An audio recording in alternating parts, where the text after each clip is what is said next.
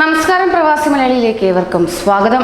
വന്ദേ ഭാരത് ഏറെ ആശ്വാസം പകരുന്ന വാർത്ത കൂടിയായിരുന്നുവെങ്കിലും ഏറെ നൊമ്പരപ്പെടുത്തുന്ന നിലപാടുകളാണ് പ്രവാസികൾക്കെതിരെ സ്വീകരിച്ചു പോകുന്നത്. എയർ ഇന്ത്യ പ്രവാസികളെ സംഘർഷത്തിലാക്കുകയാണ്. സൗദിയിൽ നിന്നുള്ള വന്ദേ ഭാരത് വിമാന സർവീസുകളിൽ യാത്രാനുമതി ലഭിച്ച് ടിക്കറ്റിനായി എയർ ഇന്ത്യയെ സമീപിക്കുന്നവർക്ക് നേരിടേണ്ടി വരുന്നത് കടുത്ത യാതനകളെന്ന് അനുഭവസ്ഥർ പറയുകയാണ്. എംബസിയിൽ നിന്നും ഇക്കണോമിക് ക്ലാസ്സിൽ യാത്രാനുമതി ലഭിച്ച പലരെയും ടിക്കറ്റ് എടുക്കാൻ ചെല്ലുമ്പോൾ എയർ ഇന്ത്യ അധികൃതർ നിർബന്ധിച്ച് ബിസിനസ് ക്ലാസ്സിൽ ടിക്കറ്റ് എടുപ്പിക്കുന്ന പതിവ് രീതിയാണ് കാണുന്നത്. ഇക്കോണമി നിരക്കിനേക്കാൾ രണ്ടിരട്ടി അധിക തുകയാണ് ബിസിനസ് ക്ലാസ്സിന് ഈടാക്കുന്നത്. രാജ്യത്തു നിന്നുള്ള വന്ദേ ഭാരത് വിമാന സർവീസുകളെ കുറിച്ച് വ്യാപക പരാതികളാണ് നിരന്തരം ഉയർന്നുകൊണ്ടിരിക്കുന്നത്. ഇത്തരത്തിൽ എംബസിയിൽ നിന്നും വിളിവന്ന് ടിക്കറ്റ് എടുക്കാൻ ചെല്ലുന്നതോടെ കഷ്ടത ആരംഭിക്കുകയാണ്.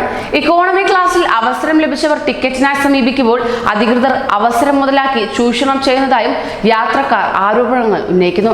ഇന്ന് യാത്രയായ ദമാം കോഴിക്കോട് സർവീസിൽ 903 റിയാൽ ഏകദേശം 18,000 രൂപ എക്കണോമി ക്ലാസ്സിന് ഈടാക്കിയപ്പോൾ ബിസിനസ് ക്ലാസ്സിൽ 2,608 റിയാൽ, അതായത് ഏകദേശം 51,000 രൂപയാണ് നിരക്കായി ഈടാക്കിയത്.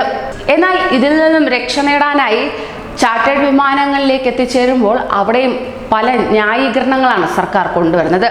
ഒമാനിൽ നിന്ന് മടക്കയാത്രയ്ക്ക് കാത്തിരിക്കുന്ന സലാലിലെ പ്രവാസികളും ആശങ്കയിലായിരിക്കുകയാണ്. ഇപ്പോൾ സർക്കാർ ആവശ്യപ്പെടുന്ന വൈദ്യപരിശോധനാ സംവിധാനങ്ങൾ ഇവിടെ ലഭ്യമല്ലെന്ന് സലാലയിലെ സാമൂഹ്യ പ്രവർത്തകർ പറയുകയാണ്. വന്ദേ ഭാരത് ദൗത്യത്തിൽ നാട്ടിലേക്കുള്ള വിമാനങ്ങളുടെ കുറവും പ്രവാസികൾക്ക് തിരിച്ചടിയായി മാറിയിരിക്കുകയാണ്. ഏകദേശം 50,000-ലധികം മലയാളികളാണ് ദോഫാർ ഗവർണറേറ്റിൽ സ്ഥിരതാമസമാക്കിയിട്ടുള്ളത്. ഇവിടെ നിന്ന് നാട്ടിലേക്ക് മടങ്ങുവാൻ 10,000-ഓളം മലയാളികൾ മസ്കറ്റ് ഇന്ത്യൻ എംബസിയിൽ പേര് രജിസ്റ്റർ ചെയ്തിട്ടുണ്ടെന്നാണ് സാമൂഹ്യ പ്രവർത്തകർ കണക്കാക്കുന്നത്. ഇതിനോടകം തന്നെ വന്ദേ ഭാരത് ദൗത്യത്തിൽ 5 വിമാനങ്ങളിലായി 9,000 മലയാളികൾക്ക് മാത്രമേ സലാലയിൽ നിന്ന് കേരളത്തിലേക്ക് മടങ്ങുവാൻ സാധിച്ചിട്ടുള്ളൂ. കോവിഡുമായി ബന്ധപ്പെട്ട് സംസ്ഥാനം ഇപ്പോൾ ആവശ്യപ്പെടുന്ന വൈദ്യപരിശോധനാ സർട്ടിഫിക്കറ്റുകൾ സലാലയിൽ നിന്ന് ലഭിക്കുകയുമില്ല. ദോഫാർ മേഖലയിൽ കോവിഡ് രോഗം വർദ്ധിക്കുന്നതിനാൽ ഒമാൻ സുപ്രീം കമ്മിറ്റി ജൂലൈ 3 വരെ ലോക്ക്ഡൌൺ പ്രഖ്യാപിച്ചിരിക്കുന്ന സാഹചര്യത്തിലാണ് സർക്കാരിന്റെ ഈ തീരുമാനം തിരിച്ചടിയായി മാറുന്നത്. കൂടുതൽ പ്രവാസി വാർത്തകൾക്കായി ഈ ചാനൽ സബ്സ്ക്രൈബ് ചെയ്യൂ.